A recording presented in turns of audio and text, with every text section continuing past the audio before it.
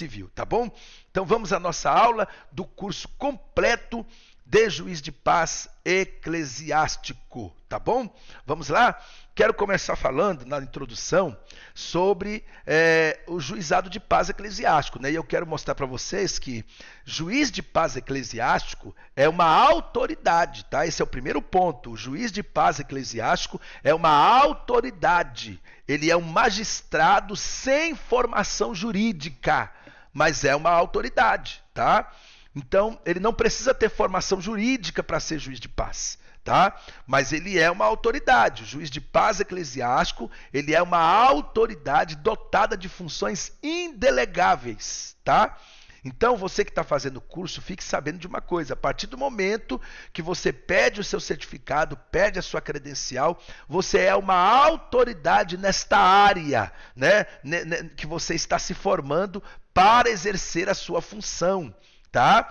Então você é um juiz de paz eclesiástico, que é uma autoridade dotada de funções indelegáveis, conferida pela própria Constituição da República, com competência para, na forma da lei, celebrar casamentos, verificar de ofícios ou em face de impugnação apresentada o processo de habilitação, exercer atribuições conciliatórias sem caráter jurisdicional, né, ou seja, relativo à jurisprudência ou que dela resulta, além de outras previstas na lei. Então, deixa eu explicar isso aqui para vocês. Preste bem atenção, tá? O juiz de paz eclesiástico, ele possui uma função indelegável, ou seja, não tem como transferir para outra pessoa. Funções que só o juiz de paz eclesiástico pode assumir, tá? E ele tem competência, claro, ele está fazendo curso para isso, está aprendendo passo a passo, então ele tem competência para, na forma da lei, e eu vou lhe mostrar qual é a forma da lei, tá? Aí ele pode celebrar casamento religioso com efeito civil. Tá certo, pessoal? Então vamos continuar nossa aula aqui. Olha, eu quero mostrar para vocês sobre as leis, tá? A lei confere o exercício da autoridade civil aos ministros religiosos, tá? Então, todo ministro religioso pode fazer casamento religioso com efeito civil. Isso sem precisar do curso. O curso é para você ter mais respaldo, é para você ter o caminho, passo a passo, é para você ter a sua credencial de juiz de paz, tá? Mas a lei determina que, se você for ministro religioso, você já pode fazer casamento religioso com efeito civil. Pastores, pastoras, bispos, bispas, apóstolos, apóstola, missionários, missionárias, obreiros e obreiras, conforme o estatuto da sua igreja, tá? Se você está enquadrado na posição de ministro religioso, você pode fazer casamento religioso com efeito civil.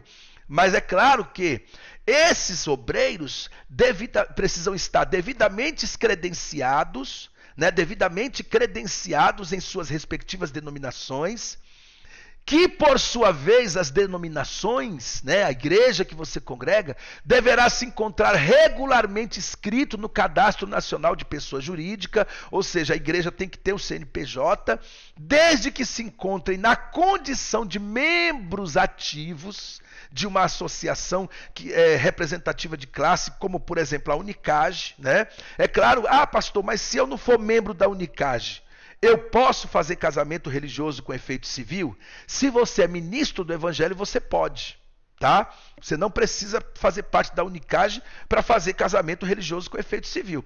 Mas fazendo parte da Unicage, né, porque você faz o curso aqui, você vai receber uma credencial, sua credencial tem uma numeração, mostra que você é membro dessa instituição, isso lhe dá mais respaldo, tá? E você ainda precisa estar portando seus respectivos documentos de identificação. Ou seja, tem que ter identidade, tem que ter CPF, tá?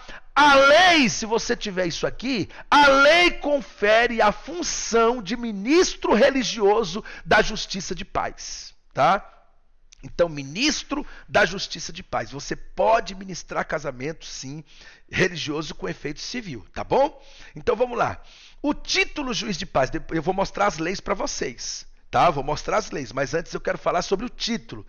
Pastor, e esse título, juiz de paz eclesiástico? Gente, o título juiz de paz eclesiástico é um título honorífico. O que é um título honorífico? É o título que confere consideração, respeito a quem se presta honra e homenagem. Isso é honorífico, tá? O que é o honorífico? O título juiz de paz é um título honorífico que a instituição Unicage, né, no caso a Unicage, está dando para você após você fazer o curso conosco. Nós honramos você, nós homenageamos você com o título juiz de paz eclesiástico. Então esse título ele é dado pela nossa instituição. Tá? É a instituição que você faz o curso que lhe dá o título de juiz de paz eclesiástico, que é um título que se dá a quem se deseja honrar, tá? Já que cada ministro do evangelho pode celebrar casamento religioso com efeito civil, conforme as leis resumidas abaixo. E eu vou mostrar para vocês as leis. De acordo com a Constituição da República Federativa do Brasil, no capítulo 7, artigo 226, parágrafo 2, da Lei 1110, de 23 de maio de 1950, e da Lei 6.015, de 31 de dezembro de 1973, mediante a certidão de habilitação para casamento civil, e eu já vou explicar para vocês o que é esta habilitação, tá? Então, mediante a habilitação, ou em casos específicos até sem a habilitação, estabelecidos pelos artigos 15, 15, 15 e 16 do novo Código Civil Brasileiro, todos os ministros religiosos atuantes em seus ministérios poderão exercer e serem titulados juiz de paz eclesiástico. Tá bom? Então você exerce a função de ministro do evangelho, você pode fazer casamento religioso com efeito civil nos parâmetros legais, nos parâmetros da lei. E eu vou lhe mostrar tudo isso aqui, tá bom? Então vamos lá. A função do juiz de paz eclesiástico, essa função primordial, ela é primordial e de grande reconhecimento, né? Essa função primordial e de grande reconhecimento, quando se confere ao ministro religioso da Justiça de Paz, consubstancia-se na possibilidade de celebração do casamento civil, no mesmo ato e no momento da celebração do casamento religioso. Ou seja, o ministro religioso, após o término da realização da cerimônia religiosa matrimonial, em que ele esteve investido na condição ou participando na condição de autoridade religiosa, em ato subsequente, com permanência dos noivos no altar, ele assume a autoridade civil e realiza a celebração do casamento civil nos termos da lei perante toda a igreja. Então, vou abordar os pontos específicos deste slide, desta lição aqui, tá? Primeiro, essa função de juiz de paz eclesiástico, né, ela possibilita você, ministro do evangelho, de celebrar casamento religioso com efeito civil. Ou seja, fazer o casamento civil e o religioso, ou o religioso e o civil, no mesmo local, tá? O ministro religioso, preste bem atenção, tá? Você pode fazer o casamento religioso e também a parte civil no mesmo local. Como funciona isso? Após a realização da cerimônia religiosa, você agora, subsequentemente, com os noivos no mesmo local, assume a autoridade civil e realiza o casamento civil, tá certo? Nos termos da lei perante toda a igreja. Então, por isso que chama casamento religioso com efeito civil. Por quê?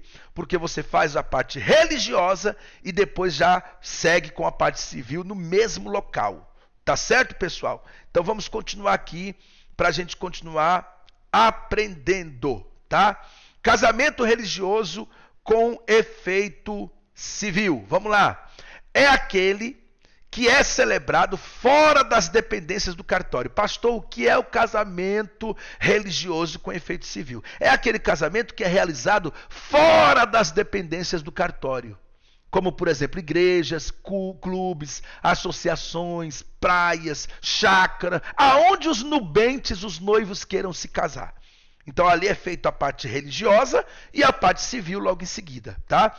Porém, quem preside o ato do casamento não é o juiz lá do cartório, e sim a autoridade religiosa, o pastor, a pastora, o rabino, o ministro religioso, o obreiro, né, religioso, se o obreiro, se no estatuto da igreja dele for considerado obreiro ministro religioso, tá? Então ele assume ali, né, e ali mesmo ele faz o casamento religioso com efeito civil. Tá certo, gente? Então isso é o casamento religioso com efeito civil, é onde se faz a parte religiosa e a civil no mesmo local, tá bom? Da mesma forma que o casamento em cartório, o casamento religioso com efeito civil deve ser realizado de forma pública, tá? Não pode ser de portas fechadas, tem que ser de forma pública, de portas abertas, durante todo o ato de sua realização. Estabelece a Constituição Federal de 1988, no artigo 226, no parágrafo 2, que o casamento religioso tem efeito civil na forma da lei. É Constituição, gente. Tá? Então o casamento religioso, ele pode ser seguido do efeito civil e ele tem o mesmo valor do civil que é feito lá no cartório, tá? O casamento religioso atende à exigência da lei para a validade do casamento civil. Equipa-se a ela desde que o momento do seu registro em livro próprio, casamento produzido com todos os efeitos a partir da data da sua celebração. Ou seja, o que está dizendo aqui a lição? A lição está dizendo, gente, que o casamento religioso, tá? Ele tem valor civil desde o momento em que ele foi registrado e realizado a celebração, tá? Então, a hora que aconteceu a celebração e no final da celebração religiosa tem a parte civil, os noivos assinam a documentação ali mesmo na igreja, ali o casamento já está produzindo todos os efeitos a partir da data da sua celebração. Ou seja, pastor, mas só vai valer se depois do casamento na igreja levar o documento lá no cartório. Não, não. Antes do documento chegar no cartório, eles já estão casados. Já estão casados porque assinaram documentação na frente de todas as testemunhas durante o casamento. Tá? Então termina o casamento religioso, né? Aí vem a parte civil. Na parte civil eles vão assinar o termo do casamento. Assinou o termo, já está casado. Tá certo? É isso que a lição está nos ensinando, tá bom? Cerimônia de casamento religiosa com efeito civil. O casamento civil é cercado de inúmeras formalidades que o Poder Legislativo julgou necessário à sua celebração, tá? Daí resulta que os Estados Federados, na forma da organização judiciária de cada um, se fazem representar nas celebrações pelo juiz de paz, que é quem fala pela lei, após a regulamentar habilitação dos presentes, declara-os casados mediante a manifestação positiva de cada um deles, depois da indagação individual que se faz um ao outro, se é de livre e espontânea vontade a união e então a união que eles estão celebrando, tá certo? Então o que a lição está nos ensinando aqui, pessoal? A lição está nos ensinando, né, que o juiz de paz, ele representa a lei. Ele está ali fazendo aquele casamento em nome da lei, tá? Após a habilitação chegar na mão do ministro, né, religioso, que vai ministrar o casamento, ele passa a representar a lei, tá? E ele declara os casados, né? Ele pode declarar os casados mediante a manifestação positiva de cada noivo, dos noivos que estão se casando, né? Se o homem disse sim para a mulher, se a mulher disse sim para o homem, o juiz de paz eclesiástico pode os declarar casados, tá bom? Deixa eu beber um pouquinho de água aqui. Então é isso que a lição está nos ensinando. É curioso observar que a manifestação da vontade deve ser feita de um para com o outro contraente, não podendo comparecer um depois do outro, tá? Ou seja, durante o casamento, o ministro religioso ele vai fazer aquela pergunta: é de livre, espontânea vontade que você, fulana de tal, recebe ciclano como seu legítimo esposo para amá-lo, respeitá-lo, na alegria ou na dor, na fartura ou na escassez, até que a morte o separe? E se ela disser sim, então, maravilha. Nós temos que observar que a resposta tem que ser feita um para com o outro. Por isso que a lição está dizendo, é curioso observar que a manifestação da vontade deve ser feita um para com o outro contraente, não podendo comparecer um depois do outro. Ou seja, eu vou fazer o casamento, o noivo não deu tempo de chegar, mas eu vou ministrar o casamento e depois ele chega. Não. Se o noivo não tiver, não pode ter casamento. Se a noiva não chegou, não pode ter casamento. Por quê? Porque os dois têm que estar presentes e a declaração positiva tem que ser feita de um para com o outro. E mais que caso seja impossível aos contraentes fazer a declaração de vontade nupcial oralmente, né? Porque às vezes, vamos supor, você está casando um casal de noivos, né, que estão se casando, e a mulher muda, né? Ela pode manifestar o seu desejo por escrito ou por mímica, desde que compreensível. Ou se ela for uma estrangeira, eu estou fazendo um casamento aqui, pastor, mas a mulher não é brasileira, ou o rapaz não é brasileiro, ele é estrangeiro. Então, ele também, se ele é declarado língua estrangeira, eles podem estar assessorados por um intérprete. E esse intérprete sobre juramento de falar a verdade. Entendeu? E isso pode precisar acontecer um dia. Então, é muito importante a gente observar. Tá bom? Agora eu quero dar orientações para a realização do casamento. O desfecho da formalidade, que deve ser considerado com a maior respeitabilidade, é tido com as seguintes palavras, que são extraídas da própria lei que declara efetuado o casamento. Ou seja, é isso aqui que é um protocolo que precisa ser cumprido no dia do casamento, né? Você tem que perguntar, de acordo com a vontade que ambos acabaram de afirmar, ou seja, declarar, você tem que declarar, né? De acordo, né? Depois que passou a parte religiosa, passou a parte civil, né? O casamento já está consumado, já assinaram o termo do casamento, depois eu vou explicar sobre o termo e a habilitação, né? Então já assinaram o termo do casamento, tudo bonitinho. Aí você pode dizer, de acordo com a vontade que ambos acabaram de afirmar perante mim, de vos receberdes por marido e mulher, em nome da lei, eu vos declaro casados, porque você está ali representando a lei. Você é uma autoridade, tá bom? O casamento, porém, não se realizará se não houver resposta ou se um dos contraentes nela inserir qualquer restrição, tá?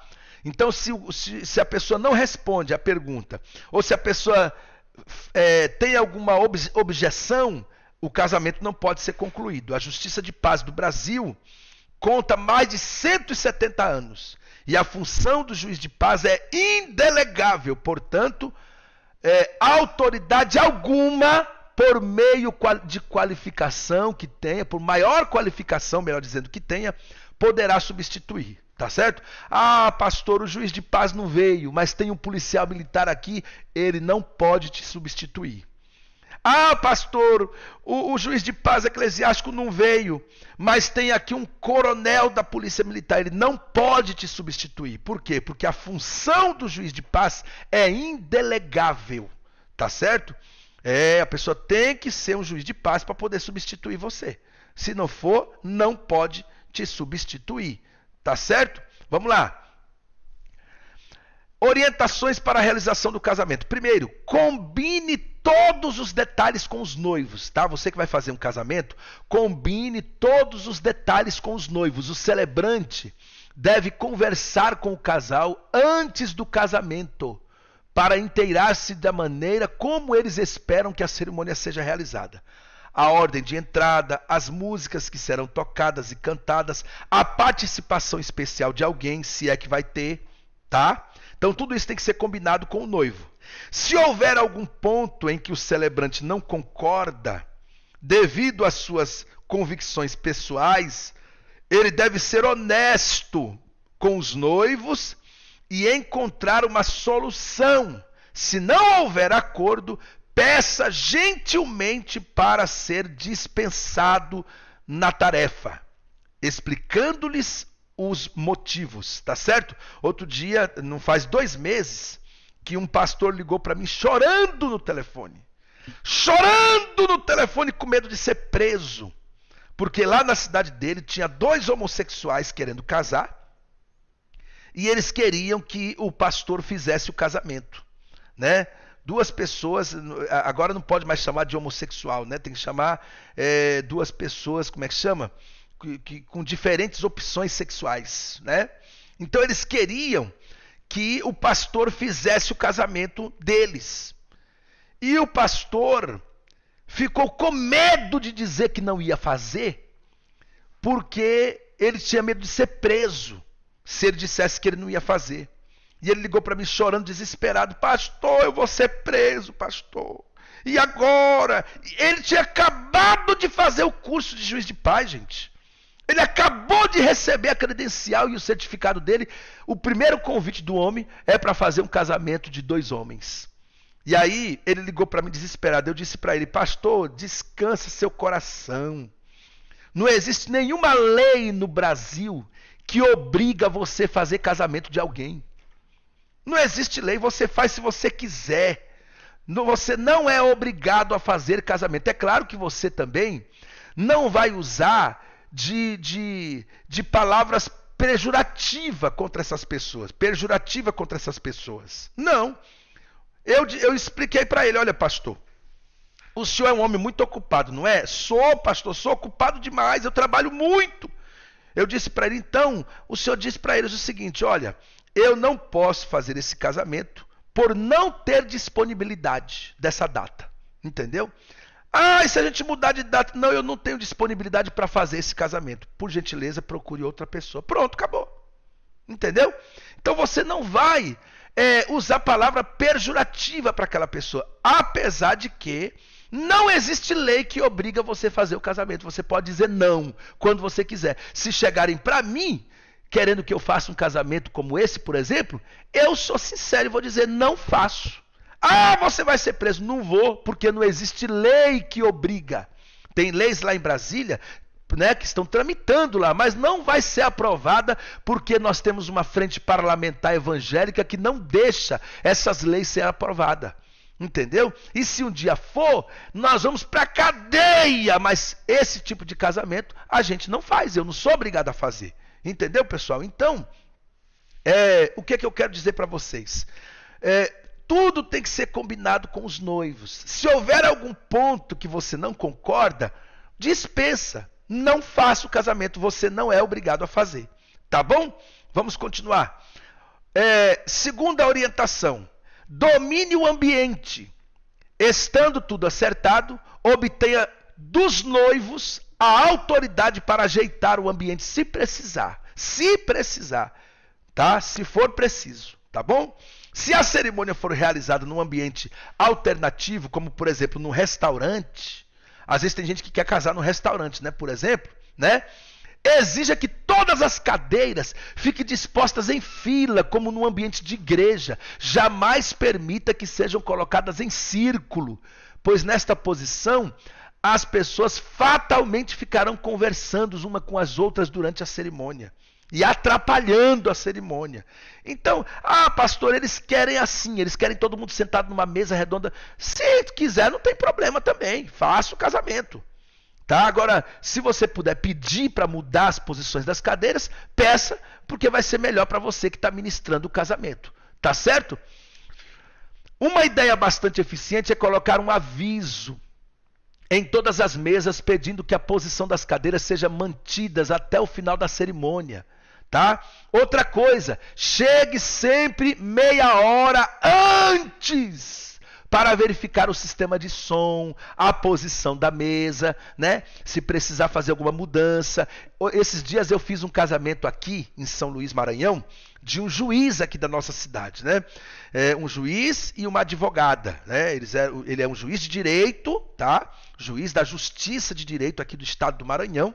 E a esposa, uma advogada. E eles casaram, pediram para que eu fosse lá celebrar o casamento religioso com efeito civil. Então eu fui, mas eu não sou bobo. O que eu fiz? O casamento era no sábado à noite. No sábado, meio-dia, eu fui lá olhar o local que eu ia ministrar o casamento. Fui olhar se as mesas estavam todas no lugar, se estava tudo arrumadinho. Cheguei lá, estava decorando tudo lá, tinha uma decoração lá contratada. Aí eu fiz algumas mudanças no púlpito onde eu ia ministrar o casamento. Eu pedi, puxa isso para cá, faz assim. Essa lâmpada não pode ficar aí que vai me atrapalhar, entendeu? Então é sempre bom você ir bisbilhotar o local antes, para você não ter nenhuma surpresa na hora que você vai ministrar o casamento. Você já pensou? Você não vai lá olhar antes. Aí chega na hora do casamento, você leva a Bíblia tudo direitinho, chega lá, não tem um púlpito para você colocar a Bíblia. Você tem que fazer o casamento todinho segurando o microfone numa mão e a Bíblia na outra mão, né? Então você tem que ir antes no local, de manhã. Você vai lá olhar o local onde vai ser esse casamento, entendeu? E antes de iniciar a cerimônia, verifica tudo direitinho para você não ser surpreendido, tá bom? Vamos continuar aqui. Como iniciar a celebração? Pastor, como que eu inicio a celebração? Primeiro, eu estou ensinando passo a passo, tá? Presta bem atenção. Primeiro, fique em pé no local onde você irá celebrar a cerimônia, tá? O ministro que vai ministrar a cerimônia, ele fica em pé até ele começar a ministrar a cerimônia. Tá entrando o noivo, tá entrando os padrinhos, tá entrando não sei quem. Fique em pé. O certo é isso, fique em pé no local que você vai ministrar até chegar a noiva. Tá? Espere que entre todos os participantes, padrinhos, crianças, pais, noivo, noiva e etc. Tá bom? Depois você pede para que todos os presentes fiquem de pé. Agradeça a presença de todos em nome dos noivos e das famílias e diga-lhes o objetivo da cerimônia. Qual que é o objetivo da cerimônia? Estamos aqui reunidos para pedir a bênção de Deus para este casamento. Anote o nome dos noivos, tá? Você tem que anotar, por isso que todo celebrante tem que ter o seu esboço, com o nome do noivo, a mensagem que ele vai pregar, os tópicos da mensagem. Então, anote o nome dos noivos para você não correr o risco de dar um branco, né? Um exemplo. Você vai ministrar um casamento? Bom, hoje nós vamos ministrar o casamento, né? Nós estamos aqui reunidos para pedir a bênção de Deus para este casal. A Maria Aparecida, Joana e aí começa, porque esqueceu o nome do homem. Esqueceu o nome do noivo. Então você não pode esquecer o nome do noivo. Para isso, você precisa, né? Estar com o seu esboço tudo anotadinho. Né? Para você não ficar lá gaguejando. Como é que é o nome do noivo mesmo? Não, você tem que levar tudo anotado, tá? Outra coisa, aí você colocou todo mundo de pé. Faça uma oração pedindo a bênção de Deus sobre a cerimônia, para que seja boa, agradável e perfeita. Após a oração, leia o texto bíblico escolhido e peça a todos que se assentem, exceto os noivos, tá? A não ser que tenha lá um sofazinho, né, duas poltronazinhas para os noivos sentar. Senão, eles continuam em pé. Os demais todos podem se assentar, tá certo? Em quarto lugar, fique dentro do roteiro que foi combinado. Você tem um roteiro na sua mão. Não invente, não saia do roteiro. Após a leitura bíblica, geralmente há a apresentação de uma canção ou de um hino, né? Aí você chama quem vai cantar. Se não tem ninguém para cantar, siga o roteiro. tá? Não improvise nada, fique dentro do que foi combinado, para não ter surpresas, tá? Faça tudo com simplicidade e com bom gosto. Apresente a mensagem que Deus colocou no seu coração. Qual foi a mensagem que Deus colocou no seu coração? Apresente essa mensagem para os noivos, né? Para todos que estão ali no ambiente. E aí eu quero dar uma orientação aqui para vocês. Escolha uma mensagem apropriada para a ocasião. Uma mensagem que seja apropriada para casamento. Casamento não se prega mensagem de chicote, nem falando coisas que não deve, não. Casamento, você tem que ter uma palavra adequada para o casamento. Evite polêmicas. Evite temas teológicos. Evite falar de divórcio. Evite mensagens evangelísticas. Gente, tem pessoas que vão ministrar no casamento. Evite falar demais, né? Tem pessoas que vão ministrar no casamento, aí vem com uma mensagem polêmica, falando um monte de besteira, né? Vem falando de divórcio. Eita, meu Deus do céu. Aí fala demais, 2 horas ministrando. Gente, olha, eu quero dizer para vocês que a palavra de um casamento é de 10 a 15 minutos. Não pode passar disso. Irmão, você já pensou? Olha só como é que é um casamento. Ó, você chega lá, já tem um monte de gente lá e tudo. O pessoal está tudo sentado esperando o noivo, esperando a noiva. Aí chega o noivo, chegam os padrinhos. Aí tem uns casamentos que os noivos e os padrinhos ainda vão dar uma última ensaiada para poder entrar, né? Porque é tudo filmado, tudo coisa e tal. Então eles estão dando uma ensaiada esperando a noiva. A noiva ainda está lá no hotel, terminando de se arrumar. E aí demora, e essa noiva nunca chega. E o noivo começa a ficar preocupado, e não sei o quê, e cadê a noiva? E o casamento estava marcado para 5 horas da tarde, já vai dar 7 horas. E esse casamento não começou ainda. Aí de repente a noiva chega, já está todo mundo com fome, um monte de gente pensando em ir embora. Casamento é assim. Todo mundo pensando em ir embora para casa. Eu vou embora, eu não aguento mais. Meu estômago está doendo, eu estou com fome. E não sai nada para ninguém comer. E aí quando eles veem que está demorando demais, aí põe 2 coxinhas na mesa para poder agradar e para a pessoa esperar mais um pouquinho. Aí daqui a pouco chega a noiva. Aí quando a noiva chega, que ela desce do carro, é meia hora para descer do carro. Meia hora. Quando ela desce do carro, aí começa a música. Tananana.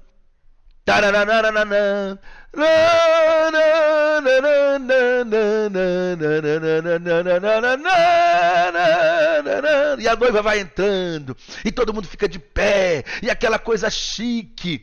Aí o homem de Deus, a mulher de Deus que está ministrando o casamento, começa a falar, orar e depois pregar. Aí quer pregar 1 hora de mensagem. Faça-me o favor, né, irmão? Aí o ministrante, o celebrante, ele não está vendo que já são 7h30 da noite. O povo já está querendo ir embora e ele ainda quer falar 1 hora no microfone. Faça-me o favor. Palavra de casamento é de 10 a 15 minutos no máximo. E 15 minutos é muito, viu? Pastor, mas eu tenho que falar umas verdades. Verdade se fala antes do casamento para os noivos. Pastor, mas eu tenho que dar uma lição sobre divórcio. Sobre divórcio se fala antes do casamento. Você tem que ensinar o casal antes, não é no dia do casamento. No dia do casamento você só vai dar a bênção do casamento, tá? Então evite falar de você mesmo, da sua família ou do seu casamento. Você não está ali para falar isso, você está ali para falar a palavra de Deus e ministrar a bênção no casamento.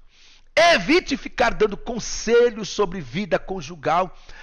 Pastor, eu quero falar, eu tenho que falar algumas verdades, que esse casal aí não sei se estava preparado para casar, e tem que falar, porque depois... Não! Isso deve ser feito nas reuniões com o casal antes do casamento, não é na hora do casamento. As mensagens adequadas são aquelas que falam de amor, de alegria, de vida a dois, da certeza da vitória e etc. Tá bom, pessoal? É? Outra coisa, o momento dos votos. Há várias maneiras de se conduzir esse momento, o momento dos votos. Alguns noivos fazem seus votos voluntariamente sem anotações. Por exemplo, no meu casamento, eu falei algumas coisas para minha esposa, antes do pastor celebrar o casamento, quando ela entrou. E depois ela também falou algumas coisas para mim. Então esses votos são feitos voluntariamente. E alguns sem anotação, outros a pessoa leva anotado, né? Outros trazem seus votos por escrito para ler no momento.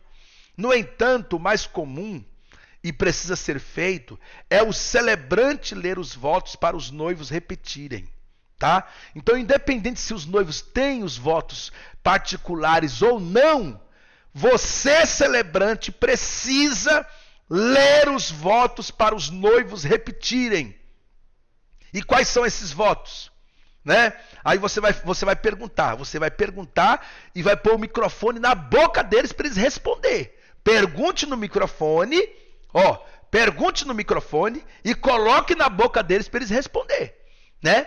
Então eu pergunto assim, Maria Aparecida Joana, é de livre e espontânea vontade que você recebe o Paulo Roberto Freire como seu legítimo esposo para amá-lo, respeitá-lo, seja na alegria ou na dor, na fartura ou na escassez, até que a morte os separe?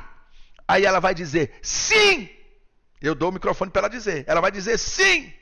Se ela não responder, não pode ter o casamento. Ela tem que responder.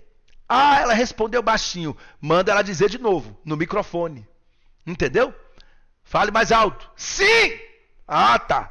Aí, a mesma pergunta é feita ao noivo. Paulo Roberto Freire, você aceita Maria, Joana, não sei das quantas, como sua legítima esposa, para amá-la e respeitá-la, seja na alegria ou na dor, na fartura ou na escassez, na doença ou na saúde, até que a morte o separe?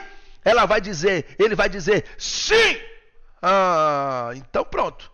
Se ele respondeu sim, se ela respondeu sim, aí sim, eles estão declarando que estão se casando. Tá certo?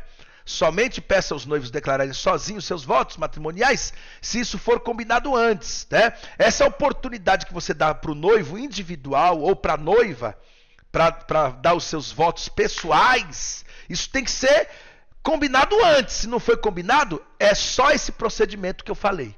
Você pergunta se ele aceita ela como sua legítima esposa, pergunta se ela aceita ele como seu legítimo esposo, até que a morte os separe. Ambos vão ter que responder, tá certo? E eles respondendo sim, você pode prosseguir o casamento, tá bom? Leve os votos por escrito. Tudo isso que eu falei, né?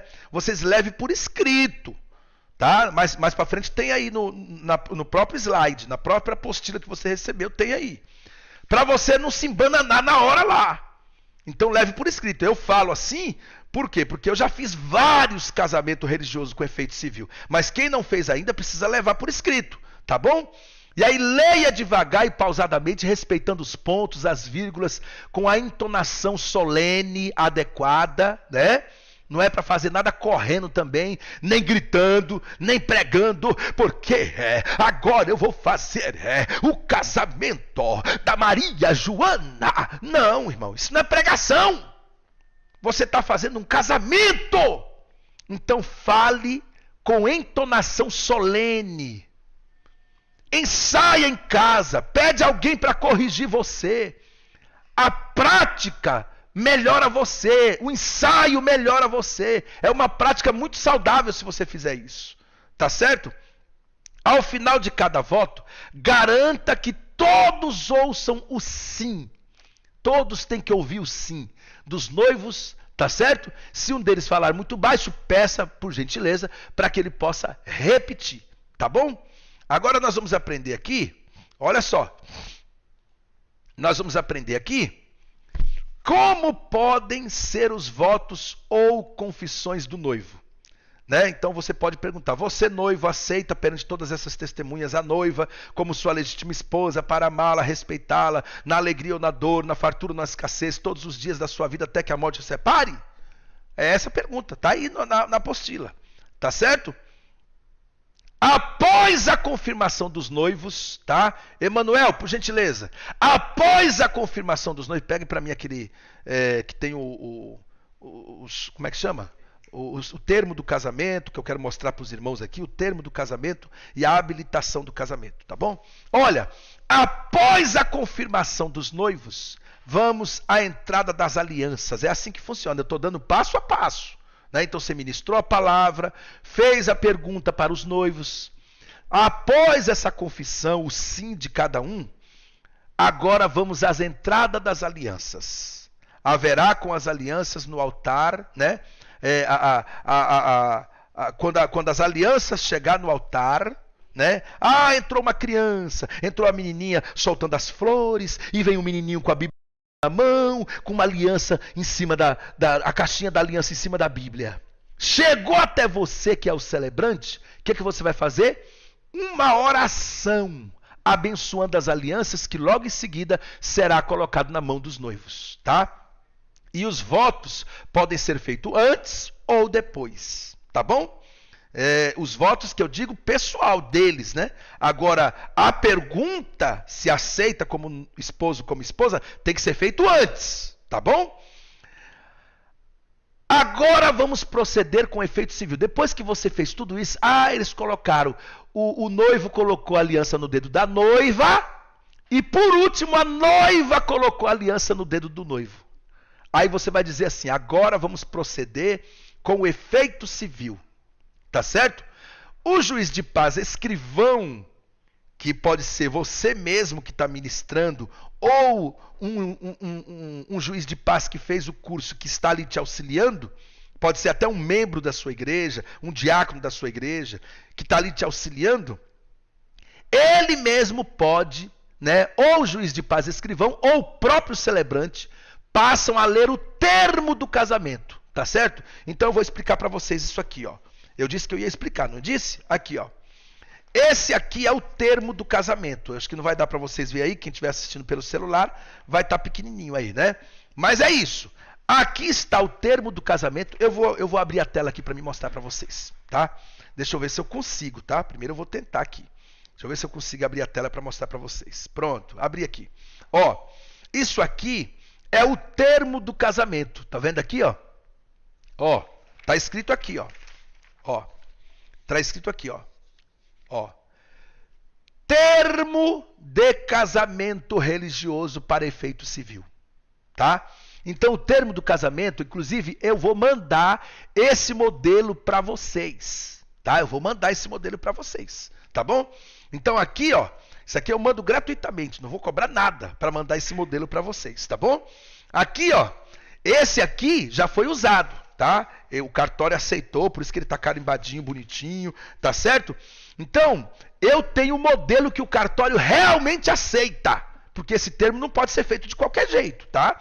Então aqui, ó, tem o CNPJ da igreja, tem o nome da igreja, né? Tem o carimbo da igreja com o CNPJ, tá vendo? Tá tudo aqui, ó. Tô mostrando para vocês.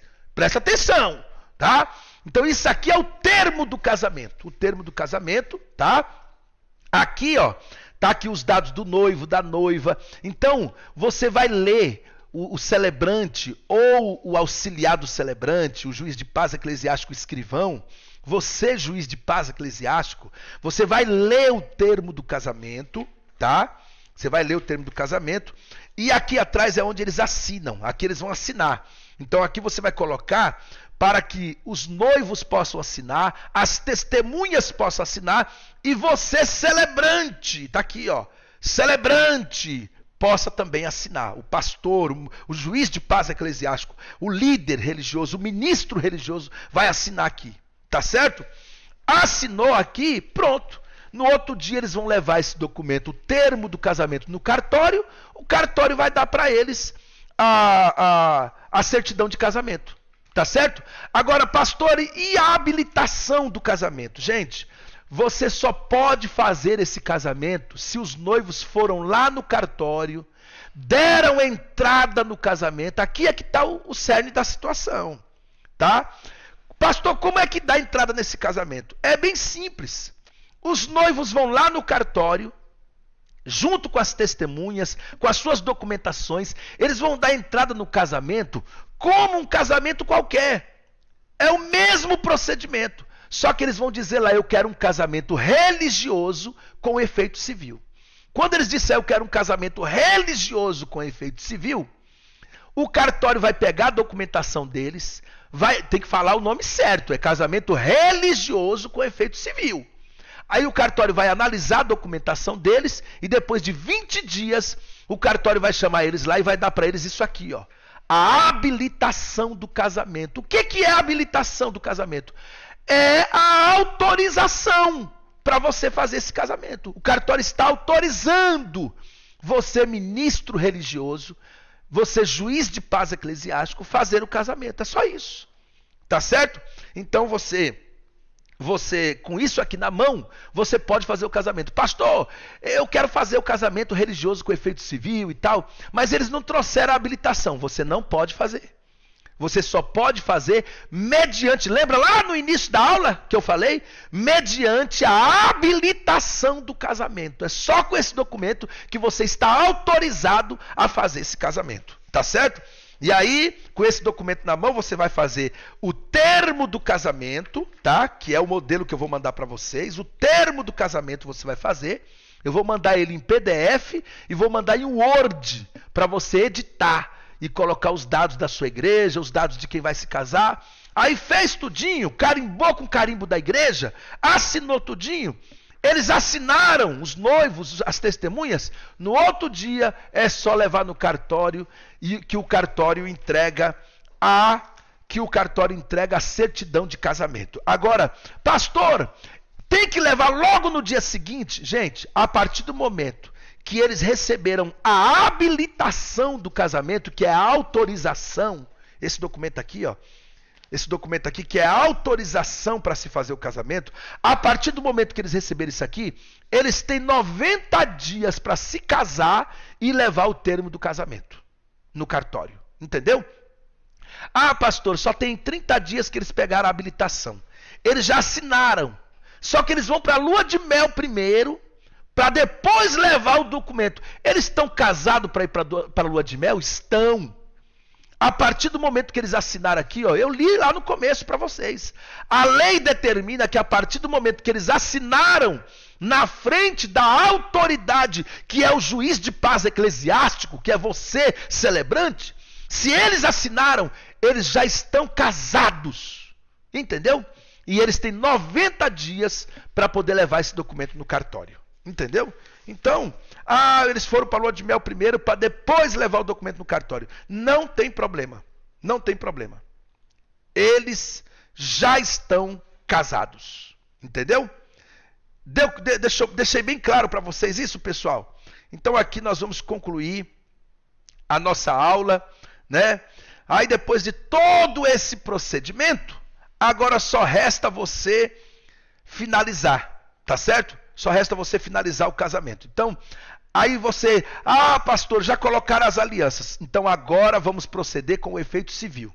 O juiz de paz escrivão ou o próprio celebrante passa a ler o termo do casamento. Em seguida pede para que nessa ordem assinem primeiro testemunhas, depois o noivo, depois a noiva e depois o celebrante. Após todos terem assinados, o celebrante profere, de acordo com o que ambos acabaram de afirmar, diante de todas essas testemunhas e conforme a autoridade que me confere a lei, eu vos declaro marido e mulher. Agora sim, pode beijar a noiva. Eita glória. Amém? Então é isso, tá bom? E aí você vai fazer o quê? Você vai encerrar com uma oração. Finalize a cerimônia com uma oração. E no dia seguinte, os noivos podem se dirigir ao cartório levando a habilitação do casamento e o termo do casamento. Aí o cartório, por sua vez, emitirá a certidão do casamento. Tá bom, pessoal? Bom, é isso. É muito simples, tá bom? Ó, eu vou resumir aqui para vocês, para a gente concluir nossa aula. É muito simples. Qual é o procedimento, pastor? Resumido. Os noivos vão no cartório, junto com as testemunhas, junto com a documentação deles, e chega lá e eles dizem assim, ó, eu quero um casamento religioso com efeito civil. Aí o cartório vai pegar a documentação, vai analisar durante 20 dias e depois o cartório chama eles e entrega para eles a habilitação do casamento. O que é a habilitação do casamento? É a autorização para você fazer o casamento. Aí eles vão levar para você essa habilitação, você vai preparar o termo do casamento, no dia do casamento você ministra a parte religiosa e depois a parte civil. E quando terminar a parte civil, mande eles assinarem o termo do casamento e declara eles casado. Declarou casado no outro dia, ou com 30 dias, com 60 dias, sei lá, contando do dia que eles receberam a habilitação, né? Pode até do dia que eles receberam a habilitação do casamento até o dia de levar lá no cartório, é 90 dias. Aí eles podem levar lá no cartório, que o cartório vai dar para eles a certidão do casamento. Tá bom? E assim eles estão casados para sempre, porque casamento é um só. Tá bom, pessoal? Então, é isso aí, tá? Agora, eu quero só mostrar para vocês a certificação. É importante que você peça a sua